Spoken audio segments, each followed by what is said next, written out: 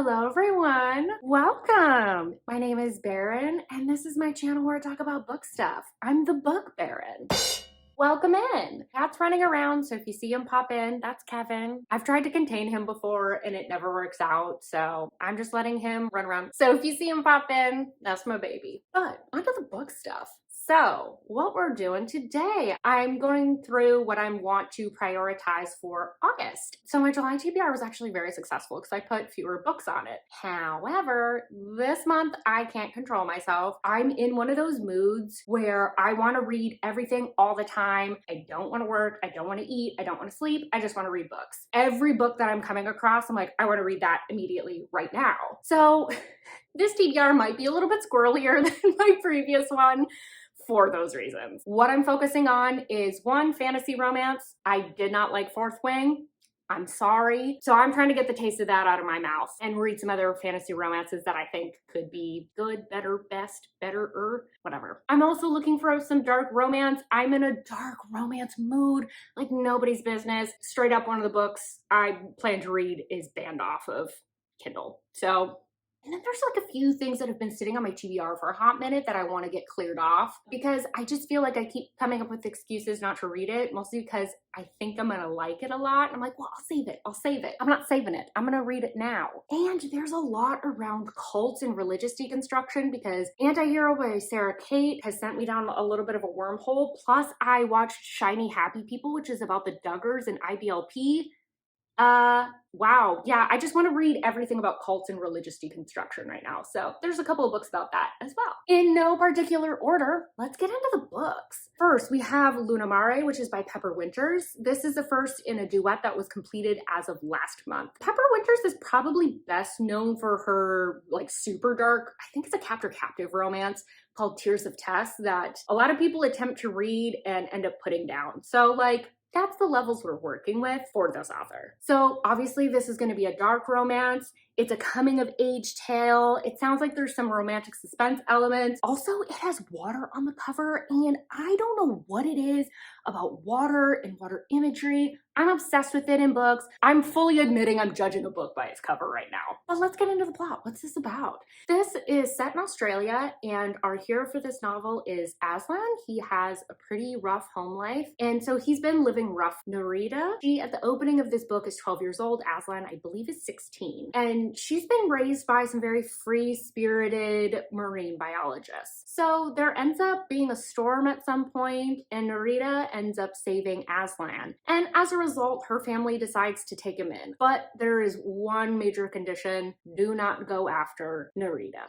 Don't look at her, don't touch her. So they've adhered to this successfully for 4 years, but now they just can't seem to stay away from each other. And for Aslan, this could be really detrimental. It means either giving up potentially the love of his life or having to give up what he's known as his home and betraying the people that took him in. There's also a lot of secrets in Aslan's past that he is really trying hard to prevent from coming out. So my interest is really piqued, not only because of the cover, but because Jennifer Hartman and some other dark romance authors were talking about this book. I haven't really seen any reviews go around in it in my like corner of booktube, so I'm curious to give this a go. I'm really interested in it. Again, the cover is just, I really love the cover. I can't get over it. So I really hope that this ends up being a good one for me. All right, next up, we're going with some fantasy romance and we're doing Daughter of No Worlds by Carissa Broadbent. So this is the first in a series of 3 books and I believe there are some novellas and some spin-off books as well. This is on KU. Carissa Broadbent is a new to me author. I know that she's been pretty popular on Book Talk. Look at me falling for hype again. We'll see if it works out for me. So high fantasy romance, new adult. It's been described to me as like somewhere between like a Sarah J. Maas and a Raven Kennedy. So Tasana has been taken from her home and forced to work as a slave.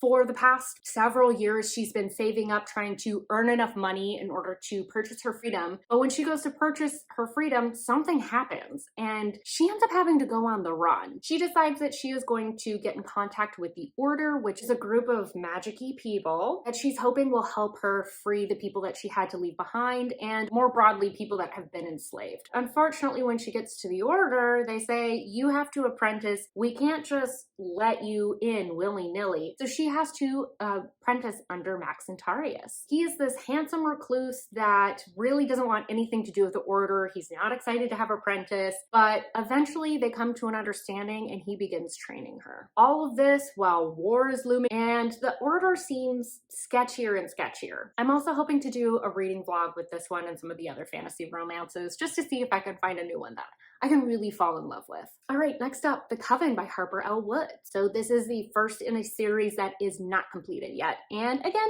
it's on KU. I have read one other book by this author, What Lies Beyond the Veil. I didn't continue on with that series just yet, but it is still on my radar. I did enjoy that book. Again, it's fantasy romance, leaning more on the paranormal and urban side of things. It's around like witches. We got a little bit of a student-teacher element. The plot of this, Willow's been raised by her father to get revenge for something that happened to his sister. Willow's also trying to prevent this same thing that happened to her aunt from happening to her young brother. Eventually, that means that she has to go to Crystal Hollow, which has a university which trains young witches. She gets in because Coven is opening their doors to 13 students that show a lot of magical potential that have been living outside of Crystal Hollow. There's just a small hitch in her plans for revenge, though. The headmaster is all up in her business and she doesn't like it. But there's also a lot of secrets going on with the school that are interfering with her ability to execute on this plan as well. And this was one that sucked me in strictly because of how the cover looks. The second there's like turquoise and red on a book cover, I immediately love it. Is it because I'm a Seattle Kraken fan?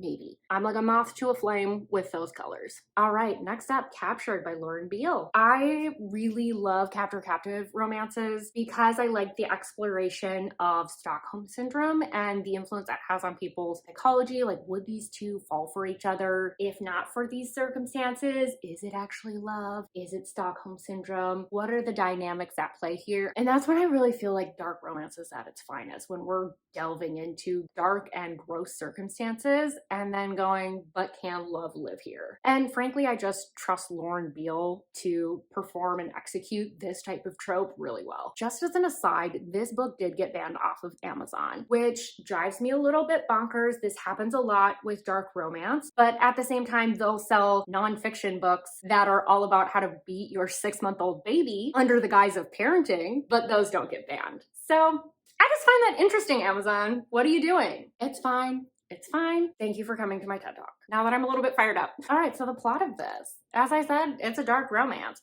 So Alexander's been beaten down. He feels pretty hollow inside and thinks he doesn't really have an ability to connect with people. He ends up meeting Ophelia, who works at a diner that he frequents, and she's barely making enough money to get by and lives at home with her very abusive father. Unfortunately for Ophelia, Alexander decides that he wants to take her captive.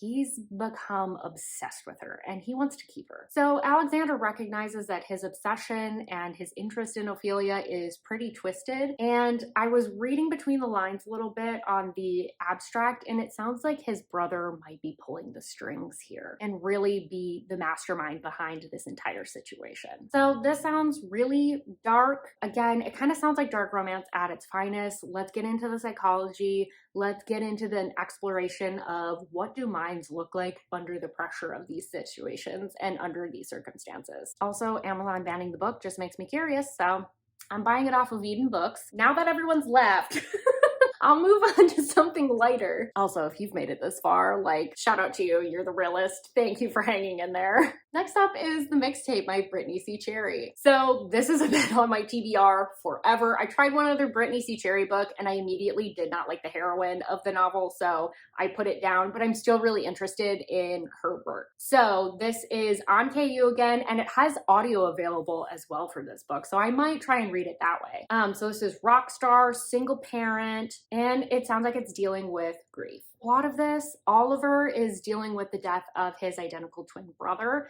and he's being hounded by the paparazzi. He's behaving badly and overall just not handling his grief very well. He ends up stumbling into the bar that Emery works at. Emery is a bartender. She's a single parent and she's barely scraping by. She's living paycheck to paycheck. And things really evolve from there. They find themselves alone. They're both in need of healing. They're both grieving a little bit and need some solace. I just needed something a little bit more emotional to kind of put me back in touch with reality after reading some darker romances. All right, next up, That Sick Love by Jessie Hall. This is a standalone. Again, it's available on KU. This is a dark stalker romance. It's got some cult vibes, so got a little bit of religious deconstruction that's going to be happening. So Brienne is part of a cult that really harps on sexuality being a sin. So think purity culture, but on crack. So Brienne is actually on the cusp of being elevated to a new position that's really rare, if not no women have reached in this cult before. But unfortunately, she's picked up a stalker along the way. And that stalker is Arrow. And he's noticed that she's part of this cult and he wants to help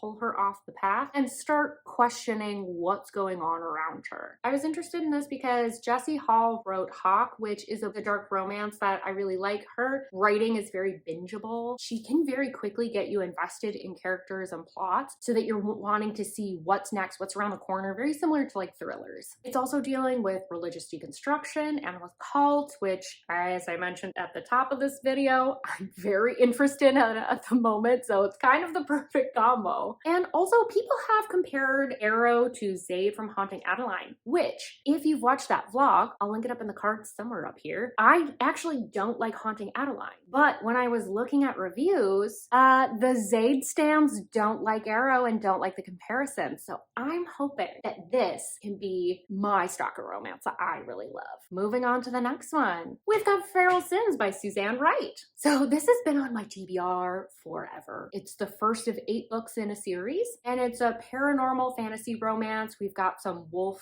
shapeshifters, got a little bit of fated mates, some alpha hero, and once again, it's on KU, and it has audio available. So again, I might consume this book that way. So the plot of this, Taryn is a little bit of a late bloomer. She's also the healer for her pack. So she finds herself in the orbit of Trey. He's the alpha of the pack and notoriously dangerous and unpredictable. They end up coming to a certain arrangement in order to both get something that they want. They're going to pretend that they're mates. This, for Trey, means that he'll be able to gain some political alliances that he hasn't had previously. And Taryn is going to be able to escape an arranged mating that she's not interested in, that her father's trying to set her up on. But unfortunately, as often these things do, fake things become real things, and they can't deny their inner wolf. So I'm gonna be honest, I was a Twilight girly back in the day. I recognize that it is very problematic in some of the racial elements, so I'm hoping that this can give me some Twilight vibes without the very offensive nature of Twilight. I also haven't read like a shifter romance or a werewolf romance in a while, so I'm hoping that this can just kind of like bring me back. Next up, there's a little bit of a wild card, Love Theoretically by Ali Hazelwood. This is the latest in Ali Hazelwood's like STEMinist series. She is one of the few rom-com writers that I genuinely like. She makes me laugh out loud. Also, as someone who works in the STEM field, I'm always going to be here for the STEM girlies. And again, this is going to be a nice palate cleanser between some of the heavier books that I'm reading. So the plot of this, Elsie is a theoretical physicist, and she's working as an adjunct professor, which if you know anything about academia, they work like dogs. This isn't like the fancy professor tenure track. Adjunct professors work really hard. They have a huge class load. You work like a dog. Elsie is an adjunct professor, and to supplement her income, she works as a fake girlfriend on the side. So a little bit of escorting, but they're not quite calling it that. And she's actually really good at this because she is kind of a people pleaser. She's very good at reading people and giving them the version of her that they want to see. This whole combination of things really goes belly up when she's interviewing for a new position, and the grumpy brother of one of her favorite clients is the guy interviewing her. There's also 2 huge problems with him interviewing her. One, he doesn't know the real her. He didn't even realize she was a physicist because she was trying to protect her identity. 2, he wrote a paper that discredited her mentor. So when we talk about enemies to lovers, we're talking about enemies. I'm really interested in this one because I want to see that people pleasing getting addressed. I know it's really common to see among women in general. So I want to see what Ali Hazelwood does with that. I'm looking forward to some laughs. All right, My Darling Duke by Stacey Reed. This is the first in the Sinful Wallflower series. It's a historical romance that's on KU, and I've heard it has some disability rep. So the plot of this, Catherine's family is on the brink of financial ruin. She needs to reinvent herself from a bystander, a wallflower, into the stunning fiance of a reclusive duke. That duke is Alex Masters. He went into hiding after he had an accident, which which confined him to a wheelchair and caused him to lose the love of his life and the respect of society. When he hears there's a lady running around claiming to be his fiancée, he's intrigued with her chutzpah, and he decides that maybe he does want her, despite swearing off love. I actually got this recommendation from Tara Talks Books. I've been trying to, for a while, find a historical romance that I like, because I know that there's a ton out there, but I'm really not well versed in the space. And she commented on a video with so many of them, and then had the audacity to make a video hyping this book up, and I was like, well, now I have to read it. It sounds so good. So thank you, Tara. I'll link her channel below if you guys want to check her out. All right, next up we have Deconstructing Delilah by Allison Rines. So this is the spinoff of her, I think it's a football romance series called False Start. I haven't read any of the books from this series. This is a modern day retelling of Samson and Delilah. So Delilah has escaped from her family's abusive cult, but she's still sort of clinging to the faith that they espoused, albeit with a little bit more spunk and a little bit more self-possession. While she's on the outside, she runs into Pope Blackwell, and he's had to go through his own deconstruction and discern what's really good and evil in his life as well, because he comes from an abusive upbringing. And Pope really starts challenging Delilah, and as these things do, they start falling for each other. So again, we're dealing with some religious deconstruction, we're dealing with some cults, both of which are topics that I'm really interested in. I've already started this, and the beginning's a little rough. I hope it's better as I get into the book. All right, last one, Burn for Me by Sarah Kate. So this is the first in the Spitfire series, and it was previously published under the name Tangled Sheets. Again, this is on KU, as was the last one if I didn't mention that. I really wanted to read this because after reading Antihero, I was really encouraged by the fact that, like, although quite a few of Sarah Kate's books haven't worked for me, I thought maybe that this one would be one that hits. And actually I found this one through Nikki in Bookland, who had recommended it on her like Red Flag Heroes video that she posted recently. I'll leave a link to that in the description as well. And also, just as an aside, Nikki's actually a super lovely human. I have chatted with her a bit on Instagram, and she was super sweet and shouted out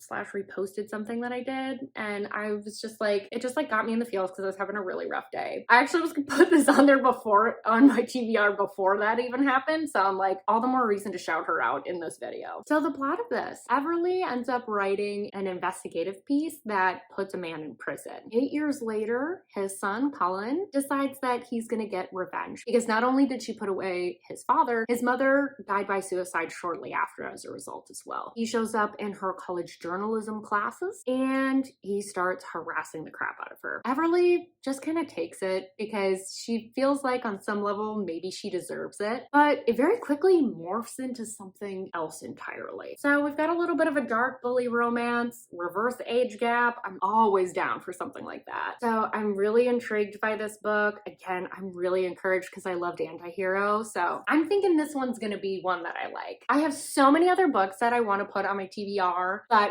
I'm gonna cut myself off. I'm gonna leave it there. Those are my top priorities for now. Don't forget to like this video if you like it. Subscribe if you want more content from me. Leave a comment below. What's on your August TBR? Is there anything that you read in July that you just think everyone needs to know about? Let me know. I love chatting with you guys in the comments so much, so let me know what you're thinking. And with that, I hope to see you on my next video. Bye-bye.